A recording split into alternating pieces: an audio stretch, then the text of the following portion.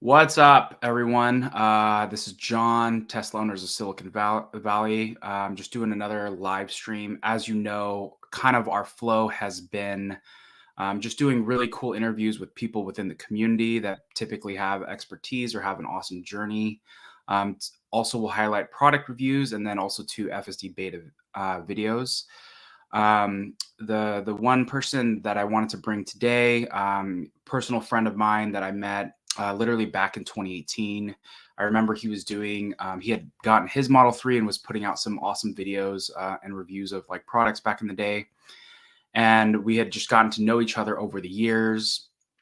And so, I thought he has an amazing journey. And he specifically, obviously, Tesla Raj, what he's focused on really is bringing everyday ownership tips and information to really make the process of actually owning a Tesla very easy. So our club has even utilized a ton of his videos just on like the how-tos of your Model 3, of your Model Y. So he's just a great resource to the community.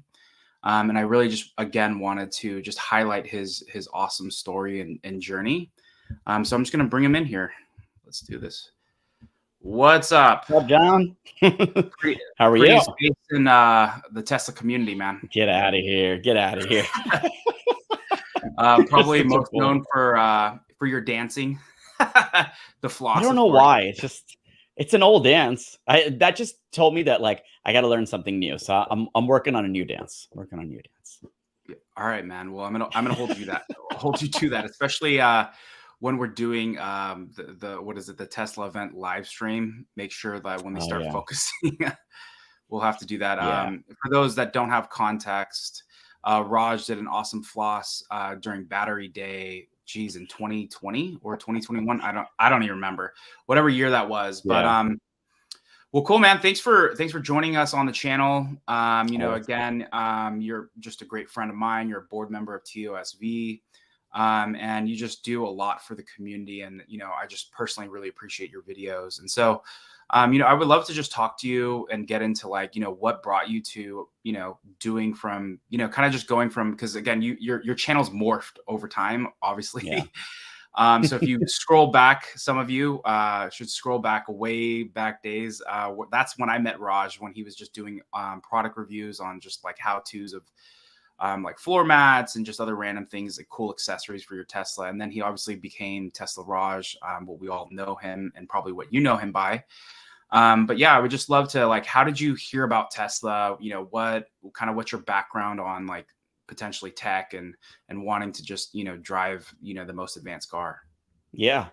I mean, tech goes back. I think tech has always been in my blood. Like if it's outside, those of you who know me outside of the Tesla world know like I'm big into home automations. I mean, I had every iPhone when it came out. I would swap out my MacBook I would buy a MacBook, hold it for a year, add AppleCare on it, hold it for a second year, and then sold it, thus giving the new buyer 1 year of AppleCare on it so I could buy a new one. So every 2 years, I'd have a new laptop. It was nuts. Like I loved tech, like just anything new that was cool, that was gadget oriented. So I'm still like that. And so based off of that, when you say, hey, here's a car that's slammed with all this tech in it, I was super interested. But and I got into that Model S days. So probably like obviously 2012 is when everyone kind of knew about it. But I knew this was way out of my reach and I would never get a Model S. But I was like, if I ever could get a car, that's the car I want. But prior to that, I was never really super into cars. Like correction. So I've only had 3 cars. I've had a Nissan Sentra, I had a Volkswagen Jetta, and then I had my Tesla. And so my Nissan Sentra was back in college. And so like I did all like the crazy things like putting black lights in it and putting a little like exhaust in it and all that kind of fun stuff, stereo system, a subwoofer, and what kids do. But so the only way I could get my hands on Model S was I actually rented one for our wedding in 2013. It was a 2012, I think it was a 60, so the smallest battery pack, and I rented that as a drive-off vehicle when we left off after the ceremony, and so that was my experience. But I got to drive it for like a whopping 2 minutes, 3 minutes to the hotel, and then I had to hand it back to another friend of mine who went to go return it. And that was my first experience driving an S. Of course, as soon as I get on the freeway, 0 to 60 to and that was awesome. And so I'll always remember that. And then just fast forward when Tesla finally goes, hey, we're going to come out with a 35K car. I was like, well, all right, this will work. So I just put in a deposit and I just sat and waited because I was in no rush. And then 2 years later, post like getting married and everything, I told my wife, I was like, well, I already pre-ordered this car before I knew you, so I'm getting it. And that's just the way it is. And so, yeah, 2018 came around. I mean, it came out end of 2017, but I took delivery 2018, March, April-ish. And so I got it. And all I knew at the time was I was like, okay, Facebook groups, I don't know, like local Fremont, Bay Area, Tesla group. And everyone was like posting like random stuff, and I was just like, well, in my Volkswagen I had these all-weather mats that I really really liked, so I was like, I want to get them in here because I don't want people making my car dirty. And so I looked, and the only ones everyone was talking about was like these 3D Max Spider mats. And so like I got them, but nobody was really like sharing the type of information that I was looking for when I was buying them. So I was like, all right, I'll just make a quick video and do it. Now prior to this, I'd done videos before, like personal videos or vlog videos or videos of me and my family and stuff. So like I made a video, posted it up, and people were really receptive to it. So I was like, oh, it's kind of nice to help people out, or help them make a decision or understand more about it. And I like Did you busted out have my did you have a background in like doing videography? Like, or yeah, like when you were thinking about doing that, I mean, like, or did you just like, oh, look, I got a camera, a DSLR, yeah. let me just start recording? Like, So if I we would back say up even a little bit more. yeah, I started editing or messing around with videography in 2000, maybe one, or 2002, but it was after I went to college. And then I bought my first camera, and then like they would record on these little mini DV cassettes. And then that mini DV cassette, I had it connected from that camcorder into my Mac through Firewire. Those of you nerds who know that. And then like, yeah, I started editing. I started editing on like iMovie and just learning like, okay, here's how you cut the video. And then here's like, moving it around forward and backward, rewind, slow-mo, things like that. And I wasn't even focused on like frames per second or any of that stuff. And then we would make like goofy videos in college, just like, oh, eat this hot pepper or take a dab of this like hot sauce, stupid like, stupid stuff like that. And then I took a class, and the teacher was teaching it all in Final Cut. And I was like, no, no, no, no, no. Hollywood uses, or no, sorry, he was teaching it all in Premiere. And I was like, no, Hollywood uses Final Cut. I want to learn Final Cut. And he's like, look, you can use whatever the heck you want. Like, I'm going to tell you what you need to do. You can do it. You use whatever tool you want. So I started messing with Final Cut, and everything he would teach, I would learn how to do it in Final Cut. And so I learned from there. I wouldn't say I'm an expert, but know enough to make the stuff that I make. So, but Yeah. yeah, that's where it kind of started, at least Okay. knowing how to edit. And then I think from there, you said, I think the stuff you started putting out kind of started resonating with people. So kind of just talk us through like your journey again from kind of doing the product reviews to opening it up to like everyday ownership Yeah. and really kind of just being an EV expert in general. And obviously what's really awesome about like the stuff that you do personally is that you just you put your email out there so Yeah. people can just ask you questions, and you've Yeah. just been an amazing resource. Again, I don't want to know what your inbox looks like. Hopefully you don't No, get no, an it's influx after this, but it's you a know, it's yeah. a So tell us about that journey. Like, how did yeah. you decide to go from product reviews to like what you're doing now? Yeah, that's actually a good question because I remember these crossroads happening. So initially, right, it was just a Facebook group, and those of you who have been on Facebook and on these like Tesla Facebooks will know that it's just like littered with people making third party products, especially if you're in a Tesla group. They'll just give you stuff like all the time, like send you stuff. So in the beginning, I was nobody. I hardly had a following base. I was like, well, let me get the things that I want or I'm looking for. And if they're dope, I'll make a video on it. And so in the beginning, it was like, that's all I was doing. And I was trying to just build at least like a following or like a base of subscribers that were interested. And that's exactly how it worked. But after a while, it was like, dude, how many mats are you going to review? Like, how many, sticky things are you going to review, like vinyls and like, and then some of the things started getting really like tchotchke like they were just like, dude, this is too much. Like I'm driving around an expensive, what I consider a luxury car. It's the most expensive car that I've ever bought, other than our Y, and we'll get into that. But like for me, that car was expensive, it was luxury, and I didn't want to cheapen it down, putting in all these little like extras. So this was as it was going. So I started like probably July-ish, I would say, in 2018. And as it got towards the end of the year, and I'd made a bunch of those videos, I was like, like what do I want to do here? And that's when I decided to like create the name. And I started to say, okay, I'm gonna still do products, but they got to be like good. They got to be like, oh, that's something dope. And I got to have that, like the automatic frunk, the automatic trunk. Back then, that didn't even exist, and stuff like that. But then at the same time, it started to really become noticeable that this was going to blow up. I have this like thing of like when I get a product in hand and I actually use it, it's very eye opening to be like, oh, yeah, this is something. The same thing happened with me with Apple back in the day. When I got my first iPod, I was like, dude, there's nothing on the planet like this. And then, of course, they blew up, and later came iPhone and everything like that. But like with this too, like you could just see people were buying. And so I felt the need to like help educate, right? Help people. Like that to me was the most rewarding when someone came back and was like, dude, thanks. That helped me out. And I'm here with my car. I'm experiencing things every single day. If I learn something, why not share it with everyone? And so then I was like, hey, you know what?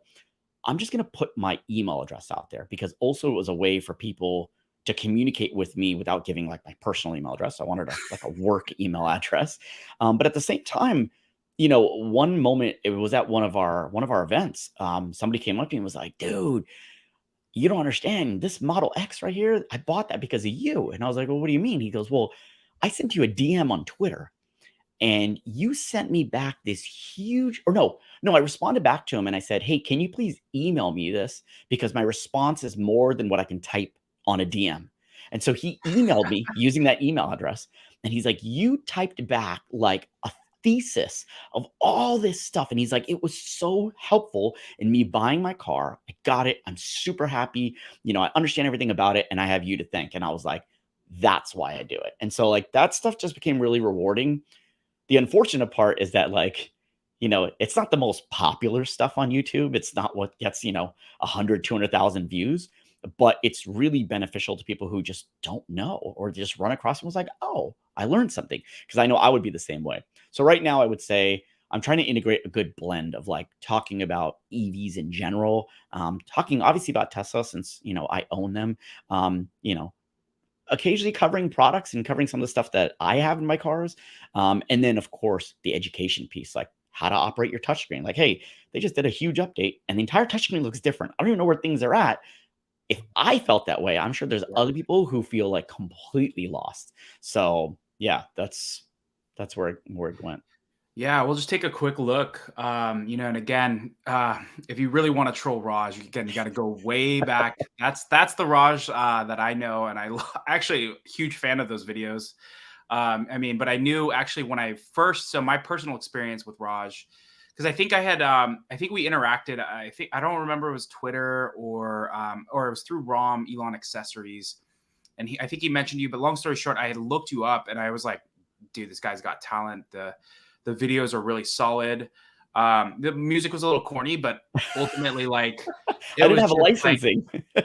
I knew that there was like the talent. The talent was for sure there, and so this is again just a quick look at Raj's channel, and again, it's just a great resource.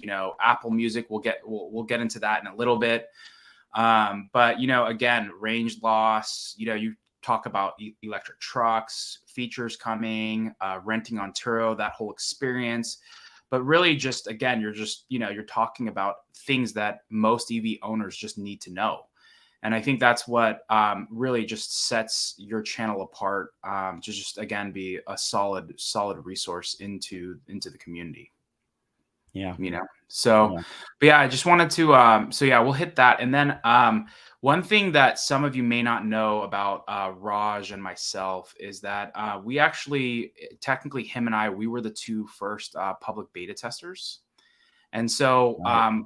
again, knowing that Raj was just such a great resource, I literally, I knew that this was coming. Tesla called me and they were like, "Hey, we want to roll out, FSD beta," and I was like, "Okay, I know who to call." I literally called Raj. I said, "Hey, what are you doing tonight?" And this was kind of this was like 6 months after the whole pandemic happened, so it was kind of Yeah. an interesting time of the world in general. And so, thankfully, again, he was willing to get in a car with me, and we obviously were masked up, and it was just great, just a really cool experience. And so, I thought I would just show. I mean, I probably won't play like the audio of it, but let me just add this back in.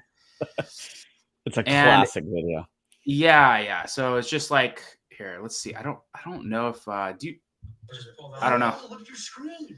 I don't know if you can hear that audio, It's literally like but red lasers. you can't. But it literally sees. Um. It has Oh, okay. all the cars literally on it. All right, let's go. Let's go. Put this bad boy in drive. I don't know if that Where did will. you navigate to? Mm-mm.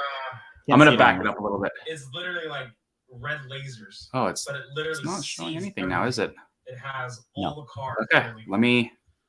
All right, let's go. Let's go. Here. That's awkward. Okay. So that sucks. I don't know what happened. I think it's like here. I'll have But I to. think that was like it probably Yeah. went to another screen. But I mean, like that. I mean, most have seen that video. If you haven't, go and look it up. First FSD beta drive. I'm sure it'll be the first result that pops up. But like, yeah, it was just crazy. Like John hit me up. It was like late in the night, not like midnight. I don't even know what time it was, but I was just like, yeah, I'm coming. And I just grabbed. I did because it was like it was night. Like, what are you gonna shoot with? And like, I thought about it as like, well, this is something new that no one's seen. I don't know if we can even showcase what is being showed on the screen yet. So I said, well, the easiest way is let's just record our reaction. So just GoPro mount it and let's just go. And so that's that video. That is our genuine first reaction.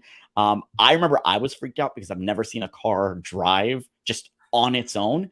And for those of you that can remember back, like autopilot, it was just like only on the freeway. There has to be lane markings. And in his like residential street, there's no lane markings. There's cars on the side of the road. So it's turning. It's the first time I've seen the car like make a 90-degree turn as opposed to like curves on the freeway. And I was just like, this is freaky, but it's doing it. Like it was so weird. And then now like here we are, and it's like second nature for it to be driving like that. Yeah, I mean, yeah, thanks for dealing. I don't know, technical difficulties or something, but yeah, no, that was insane because that was like October, I think it was 21st of 2020, and we had no idea what to expect. I mean, we literally turned it on, and it was like I didn't even know where I had navigated to. It was just like it was almost like Elon take the wheel, right? Yeah. And as you remember, it was just making left hand turns, getting close to cars. I mean, there was a part in that video where actually you were like, what? You weren't even sure if it was going to hit it. So, because it makes a turn and there's cars parked on this side of the road. So it goes like this. And so your natural instinct is like if a kid is driving, you're like, dude, do you know, like you're close. But at that time, I wasn't in a situation to trust the system. It was brand new. So, but yeah. Yeah, it wasn't your car. So let's just screw up John's ex. Well, no, like, yeah. So, and I mentioned that video. It's because one I feel like it's gonna go down in history as like one of the key moments, really, for FSD. I mean, it's really the beginning from a public's eye view. Right. And so, yeah, I thought we could also too just talk about. So what's gonna happen is, I thought we could just talk about your involvement in Apple Music and how you really helped push that forward. I think I can honestly say that was probably one of the things you actually tweeted more about asking Elon than I did. I learned from the best. Which, I can be a little bit persistent, I'll put it that way. So it was just, it was really cool to kind of see that, but kind of just walk us through like why you felt like that was just such an important feature for, I think, Tesla owners. and really like, ultimately like what it means now to have it. Yeah. Well, some may not remember, but when I took delivery of my 2018 Model 3, we didn't have even Spotify. It was just Slacker and TuneIn. And like, don't get me wrong, they're okay, but they're nothing like what we've got today. And so, like, I was just like, what's weird is that the European cars have Spotify. Why don't the US cars? It made no sense. I'm like, it's running on the same software. Just flick it on. I don't understand. So like that was the thing that bugged me from the very beginning. And then we finally got Spotify and I was happy and I was using it. But I mean, I'm in an Apple household. I'm in the Apple ecosystem. I've got all Apple products and I wanted to jump on the Apple subscription plan only because for me, it was more than just music. It was music and fitness and arcades and news and magazines and TV and all that stuff. It comes in one package. So I really wanted that. And while I could have listened to it on my phone in the car, streaming through Bluetooth, then I lose the safety of being able to touch a screen. And I'm fumbling around with my phone, which I didn't care much for. I got really used to Spotify's interface on the screen. And my biggest push for that was, well, hey, Tesla, you released Spotify, which don't get me wrong, is the number one streaming service in the world. And then you released Tidal. Now, Tidal has hi-fi music, which is really good. I heard it sounds amazing, but it's nowhere near like the top three streaming services. Number one is Spotify. Number two is Apple Music. So why would you not enable Apple Music? And what was happening was you enabled Tidal, and because people wanted that high quality streaming so badly, they were switching to Tidal. I'm sure Tidal saw their biggest uptick in subscribers because of launching through Tesla. So I was just like, listen, why would you not do Apple Music? And then I did a poll on Twitter that said, hey, for those of you who have a Tesla, how many of you are using an iOS device? Because those who have an iOS device, it's just going to be a seamless integration. And I'm sure a large number of them would want Apple Music. And so it was just like, to me, it was black and white. It was like a no-brainer. Like, you should make this available. It's got a huge catalog. And then if they could unlock the high quality music, that would be like a double. You'd got Spotify and Tidal in kind of one. They did that. They finally got the album. So I just kept I learned from John, right? Like, I've seen John get a lot of things pushed. I'm like, damn, John, like, do you know how many things you could essentially take credit for? I'm like, okay, I'm just going to follow in John's footsteps. And I just kept tweeting. And it was nice to see some of the fan base come in after me and be like, yes, this needs to be, please, Elon. It felt me more empowered that I'm not asking for a special thing for myself. I am asking for something that's going to appease to the masses. And I still get people today going, thanks, man. It was because of you we got Apple Music. And I'm like, oh, that's awesome. So that to me is my son was breathing a little bit. I was like, dude, no worries. No, and I think I would agree with everything you said. I mean, I think we've done all these polls, right? We've done these polls where it's literally like, okay, what phone do you use, right? Is it Apple versus Android? And majority, I would say it's like 60% are iPhone users. Yeah. And so you again have like I said, a ton of people already.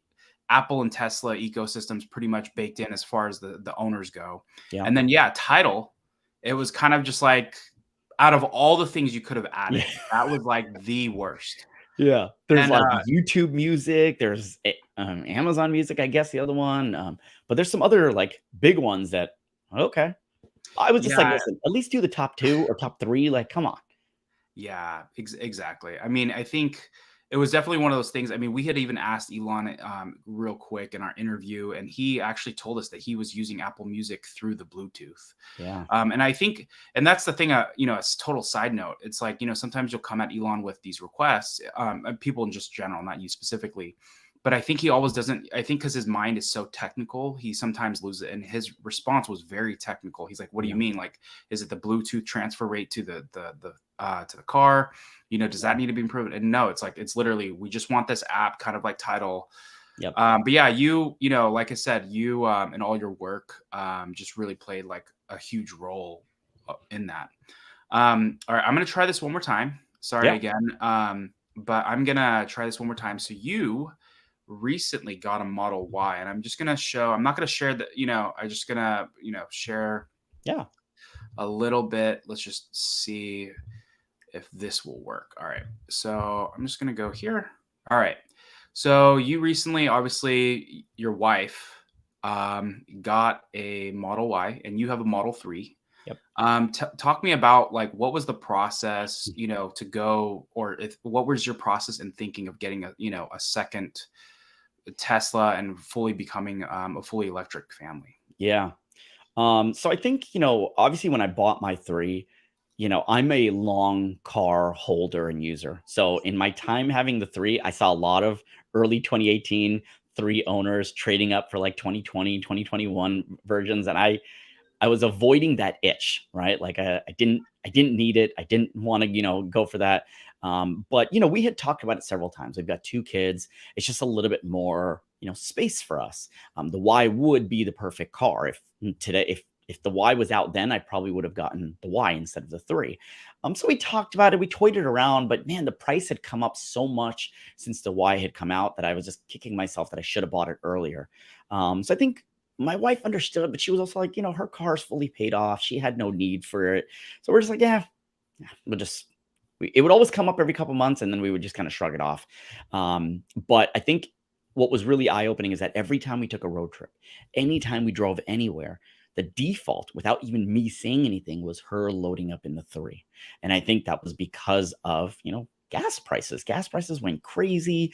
It was just Yep. like, well, your car, you have all these like supercharging miles too. Like it's clean. It's much cheaper.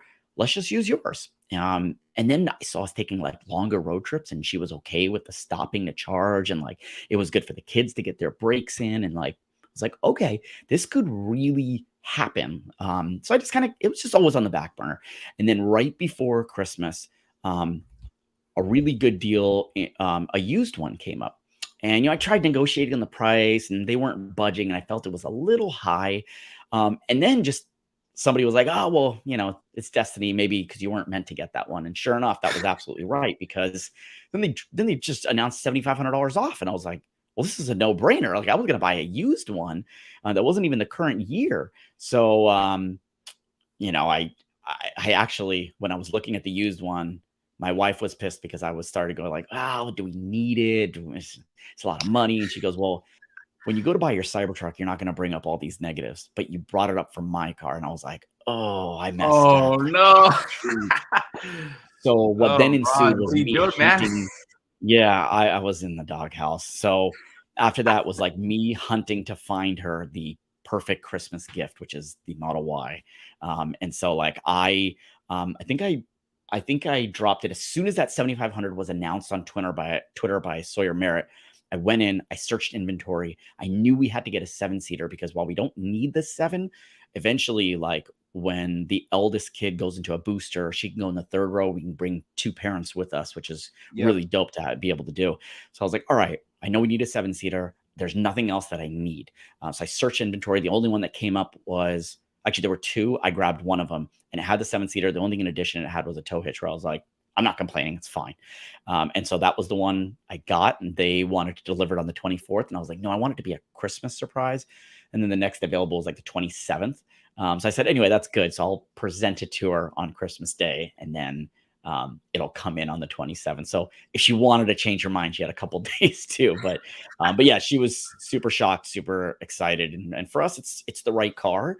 And we weren't going to get rid of my 3. My 3 is the car that will sell when I take delivery of the Cybertruck. So Yeah. this didn't offset the Cybertruck, but I think my wife feels a little bit more comfortable driving something that looks a little more normal instead of something that's crazy like the Cybertruck. Yeah, no, totally. Well, congrats, man. I mean, Yeah. I'm waiting to join you once the Cybertruck comes. But what has that transition been like? Just going from like having one gas car that probably sat in the parking lot, and you're in the front of the house. At least I know ours does. Like literally, It did. we have a Honda Pilot as our second car. It literally Yep. sits there. It's 4 years old. It has literally 13,000 miles on it, whereas my Tesla is around the same age and it has 67,000 miles. Yeah. We're Yeah. just doing everything on that. So, what was that like? Was it hard? Was it a hard transition for your wife? How's that So been? so far, she hasn't complained, so that's good. But I do like I'll message her. Like yesterday, she was out at dinner with her friends, and I was like, "Hey, FYI, you have like 30 miles left. Like you might want to She goes, yeah, I'm gonna go right across the street. There's a supercharger. So I was like, okay, so you're using the maps, you know where the superchargers are, like you go there. She still won't sit there to charge fully. So Yeah. she charges like, oh, I'm at 150. That should be okay. And then she comes home. I'm like, okay, well, it just means you'll need to charge then again sooner, or I'm just gonna go for a night run and charge. And just for those of you who are probably like, why don't you just charge at home? We've been doing like a lot of like renovations and cleanup. So my garage is looking like a mess right now. So we want to get the garage cleaned out and actually done nicely to fit both our cars before it could only fit mine, and plug in. So that's number one. And number two, we've got a ton of supercharging miles. So I'm trying to make the most of that as well. Yeah. No, I mean, I just installed the Blink charger at home instead of like Yeah. the wall connector, but I'm a huge fan of it. But I have free lifetime supercharging on my X, and so it Yeah. probably once I get the Cybertruck, it'll just make more sense too. But when I think you have access to that, because it does save money. Oh, totally. And So it makes you feel not as guilty taking road trips. Like, I mean, we literally got her car on a Wednesday, and the following Monday we took it to Tahoe. And we, went all the way over there. We're going through snow. I was like plowing through, like, I slipped a little bit, like trying to get in and out of this driveway because I didn't feel like shoveling the snow out. But like, yeah, it was like a good first break in, and now I think it's been what, like couple weeks, and she's already got, I think, 1,000 or 1,200 miles on it. So, yeah, it's been yeah, good. yeah, no, totally. So I wanted to show. Sorry, I don't know if you heard that, but I wanted to play one other video, Yeah. a cool video that you put out. Let's see. Boom. All right. So this is you obviously went to the Cyber Rodeo in Austin, Texas back in April.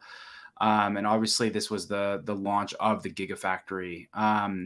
Elon even said exciting times ahead. This was back in April, so really, really cool. But what was that experience like, just going there, let alone like just seeing the Cybertruck? Obviously you had seen it on other occasions, but what was that whole experience like?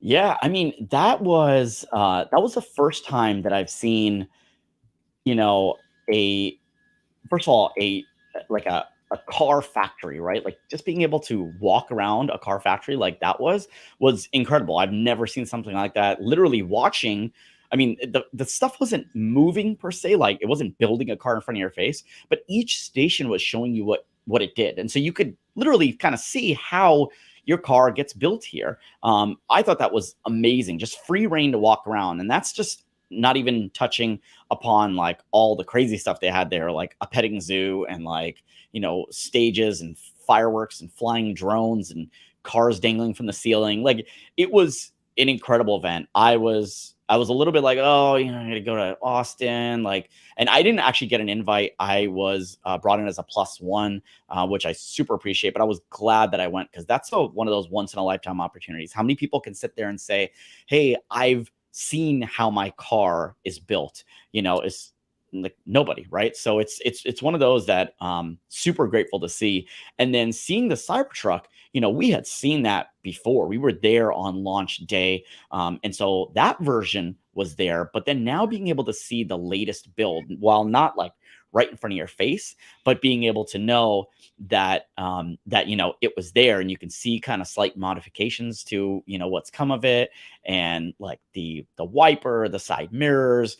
So we were able to catch like a couple other things too that I saw in other videos, like the rear or the mid gate kind of like dropping down, the back wheels turning for this like quad steering. So I've got a video on like these little secrets of the Cybertruck, but yeah, that was really cool to see. So yeah, I like stitched together that video, and I put what was that? I think it was Jay-Z and Kanye. And so Yeah, it's yeah, like the line was like sunglasses and Advil. Last night was mad real. Like just like that night was so crazy. Like I can't believe everything we got to see and do and experience. yeah. No, totally, man. I mean, I think, yeah, it was a really cool experience to go. And hopefully, I think there's a couple of events coming up. I don't know if there's any like product releases or, there's like Investor Day. There's obviously the shareholder meeting, which is in May. Yeah. You know, but we'll see kind of like some of the stuff coming up. But I wanted to also just pick your brain. So, you know, what's coming on your channel? Like, what are you looking forward to? Are you doing any pivots? What are you most excited about in 2023 for your channel?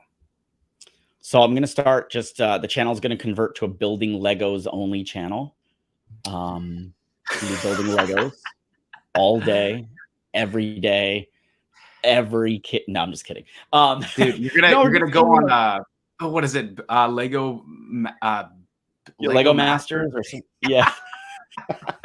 My kids No, I started mean, watching that, so it'd be perfect. oh my god. Yeah, some of the stuff I don't understand. A friend of mine watches garbage trucks. Her kids like to watch garbage trucks in the window, and so there's a channel that's just somebody videotaping garbage trucks, and it millions of views. So I'm not a view chaser, so I won't do like crazy, clickbaity stuff of like, breaking my Tesla screen or something like that. Because YouTube doesn't pay those kind of bills.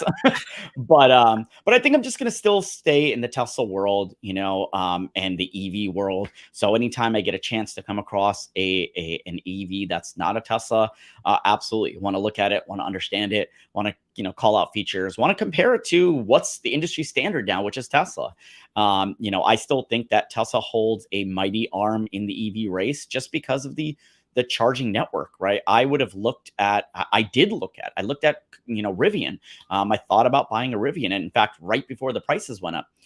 But I ultimately decided not to, just on the charging network. The biggest thing about that is like, my wife, I can hand her, the key card or whatever, grant her access and say, drive to Texas. And I would not worry about how she gets there or whether she knows how to get there or what she's doing, because the maps are going to tell her where to stop. She's going to pull in. She just unplugs and plugs in. There's no fidgeting around. There's no key cards or numbers or your credit card number, or you're messing around with your phone. Like, there's none of that. You just drive and charge. And so that was ultimately why I came back to Tesla. So still going to stay around Tesla content. I've got some stuff on the Model Y. Obviously, I'll kind of show off some of the first stuff. I had a lot of friends who bought the Y before me and were like, what should I buy? And I was like, oh, I don't really have a buyer's guide as of yet. But I think, I'll make a video on just showing like, hey, here are the things that I started with.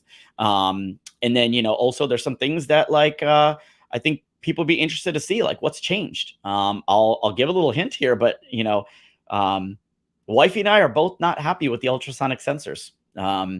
I'm so used to the car beeping at me to let me know if I'm going to hit something, a wall, a curb, and now it doesn't do anything. And my wife's 2016 RAV4 did it. And so she was like, I don't like this. She's like, I really don't like this. And I'm like, trust me, I 100% agree. I was like, it's going to get solved. I don't know how, but hopefully soon. Yeah, I mean, there's a lot of stuff that I think I can cover on kind of these things. And yeah, I think we'll kind of go from there, but still we'll do some educationals. If, people want to see some certain stuff and want to learn more things, leave them down in the comments, check them out. Yeah, definitely. No, I think there's, I've actually been hearing from some owners about the ultrasonic sensors. I mean, we're just in this weird period where they got rid of them, then they realize they kind of need them.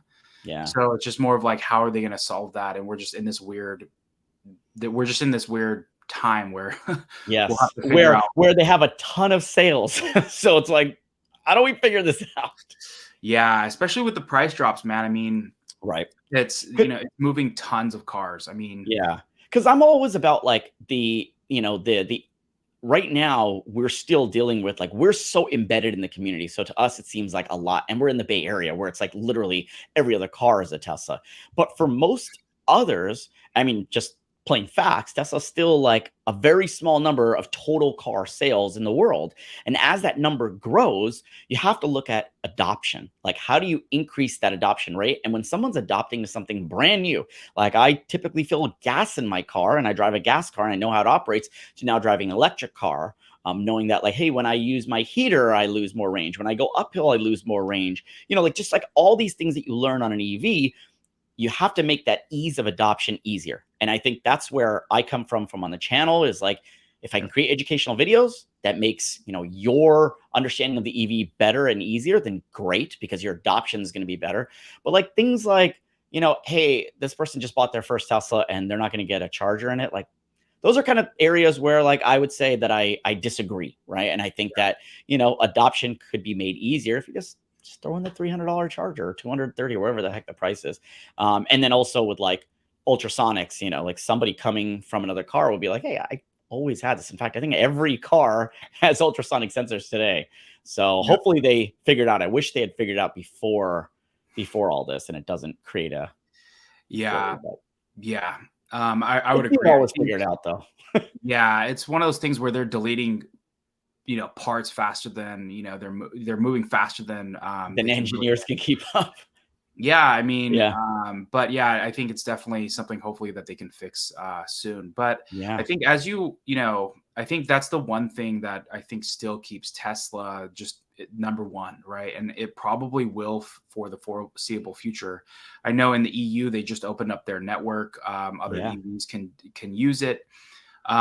Ultimately it's within their mission to do it in the US, but I'm also partially kind of dreading that.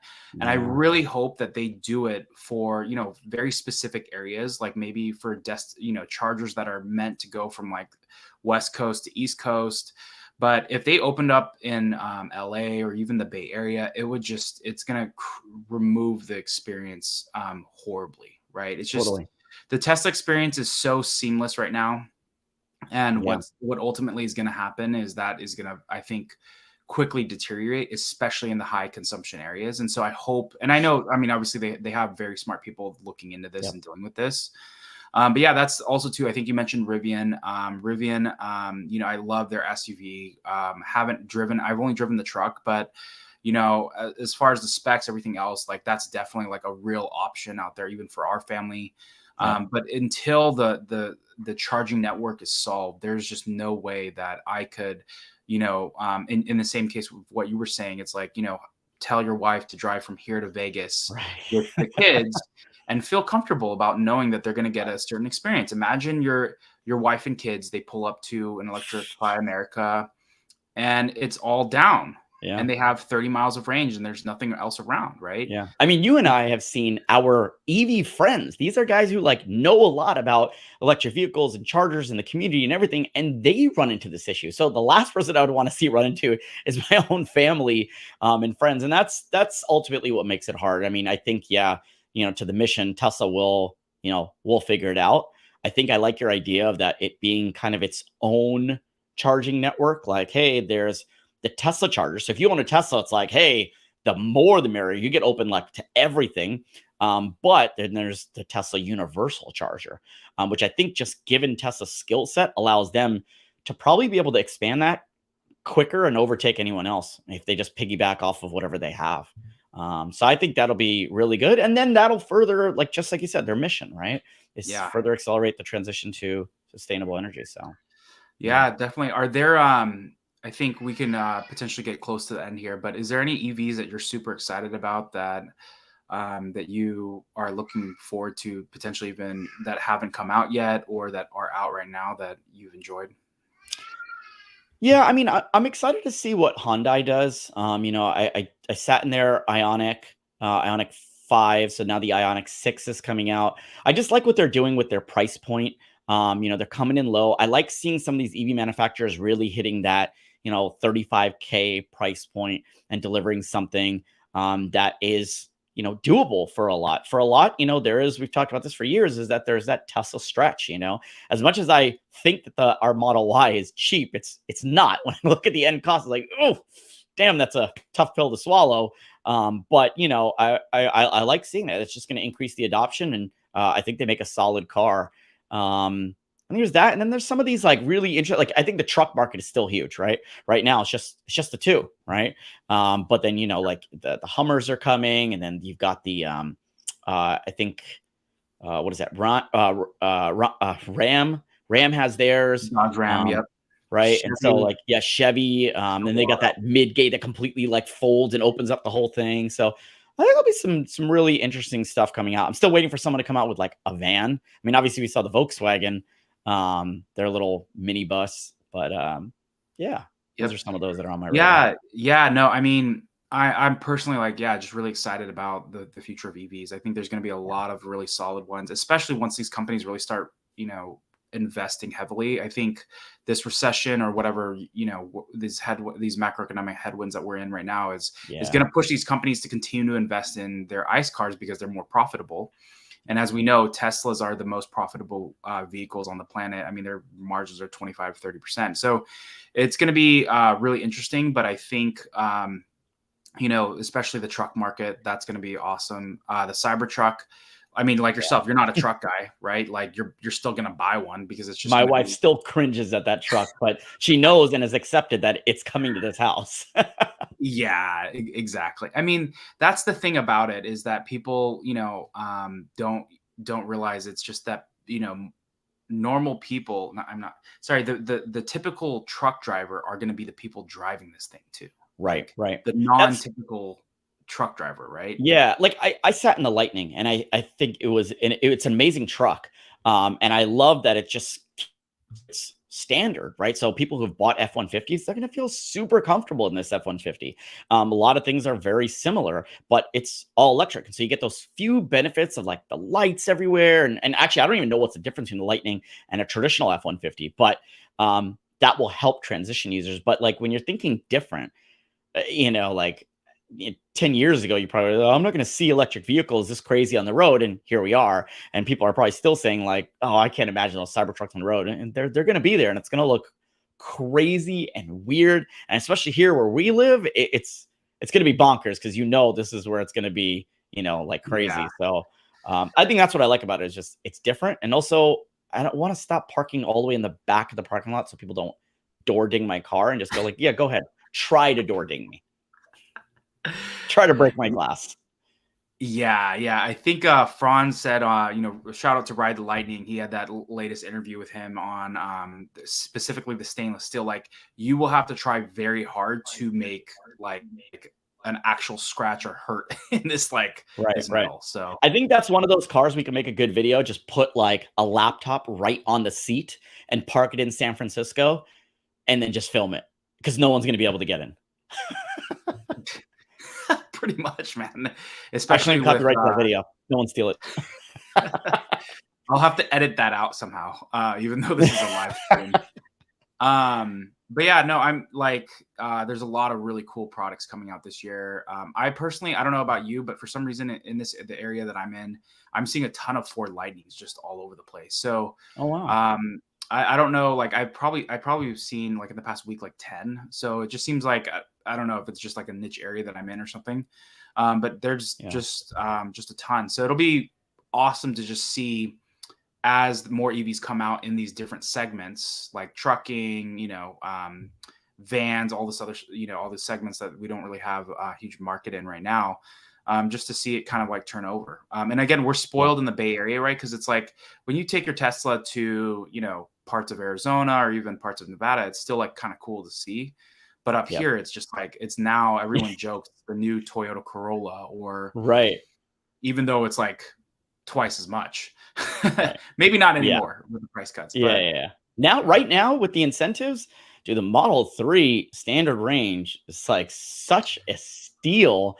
It's just like ridiculous. I mean, it's almost basically back to 36,000. the original promised price, right? Like 35, if you qualify for the EV tax credit as well. Yeah, exactly. So, yeah, no. Any last words, man? Any other top of things? But No, I think that's it. Obviously, appreciate everything that you do, John, with the club, and then just I think getting everyone else excited in the EV community about what we're doing and what other people can be doing and what's going on, and just being a resource online, I think is huge. And then of course channeling requests and things to Elon and getting his attention on stuff has been always awesome. Yeah, I think my two top ones are the Model Y Performance Track Mode. I can say honestly, that was the one, and then the blinker, the left and right blinker. So like when you hit the blind spot camera. So when you do the left or right blinker, that was me as well. So those are my top two. Oh yeah, that too, and that one. That was at the John's Plaid voice is the event. one that can be heard at the Plaid Oh event my yelling out god, about waypoints. So dude! got the I commitment thought they from the were man gonna take me himself. out. I That thought they were gonna take me out. it was worth the risk. Yeah, no, that was huge because it's like now you just drive it. You get 3 options of like It's a which one do I no-brainer. want. You gotta have waypoints. Yeah, and they have Yeah. like multiple routes just for one, so you can all do multiple points to like drive from Raj's house to back to my house, and then take various routes within the first point. So Yes. Yeah. yeah. Totally. But Raj, dude, thank you for what you do for this community. I'm really excited to see how you continue to educate the broader Tesla community and really just, just general people who are looking to get into the space, especially as, the market continues to grow. Thank you for what you do for the club as well. And just all of the help there. But yeah, make sure to give Raj a follow. He's at Tesla_Raj. I'm going to put a link also too after this for his channel. It's Tesla Raj as well. But yeah, thanks again for joining the channel. And some of the technical difficulties that we dealt with, but no we were worries. able to get through it. Thanks for having me, John. Of course. See it. All right.